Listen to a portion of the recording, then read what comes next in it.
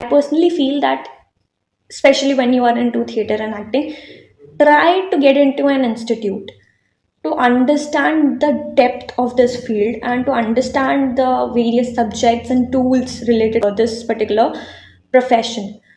क्योंकि एक इंस्टीट्यूट में क्या है कि आपको 10 other things you get to know about this field. You are able to create a network of people and you are also getting to know a discipline that is needed to follow in this field. जो कि मुझे personally ऐसा लगता है कि workshops अपन इधर उधर लेते हैं तो नहीं पता चलती, क्योंकि पर्सनली एक इंस्टीट्यूट में आपको 10 चीज़ें मिल रही हैं, बट बाहर उन 10 चीज़ों की वर्कशॉप्स हो रही है, इट्स नॉट नेसेसरी. बाहर सिर्फ मोस्टली एक्टिंग की वर्कशॉप्स होती हैं, बट क्या मूवमेंट की इतनी वर्कशॉप होती है, क्या क्लाउनिंग पपेट्री की इतनी वर्कशॉप होती है, curriculum drama theatre and education drama and education की इतनी वर्कशॉप्स होती है? नहीं होती है. एक्टिंग की ज़्यादा होती हैं. तो अगर एक इंस्टीट्यूट में एक्टिंग के अलावा भी 10 चीज़ें सीखने को मिल रही है एक्टिंग से रिलेटेड, तो वाई नॉट.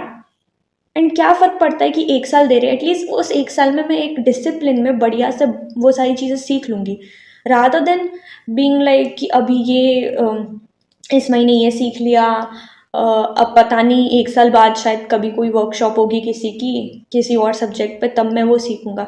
तो बहुत सारी चीज़ें छूट भी जाती है. दूसरी चीज़ ये भी होती है कि वो एक कंसिस्टेंटली नहीं होती है वर्कशॉप्स, तो आप नहीं सीख, मतलब मैं ऐसा नहीं कहूँगी नहीं सीख पाते हो, बट वो टूटता रहता है. मैं ये ज़रूर बोलूँगी कि आप एक इंस्टीट्यूट से पास आउट हो गए तो उसके बाद definitely help yourself with some workshops back and forth, क्योंकि it keeps you active in the field. But एक इंस्टीट्यूट में तो डेफिनेटली जाओ, क्योंकि वही आपको बहुत अच्छे तरीके से सारी चीज़ें सिखा सकता है.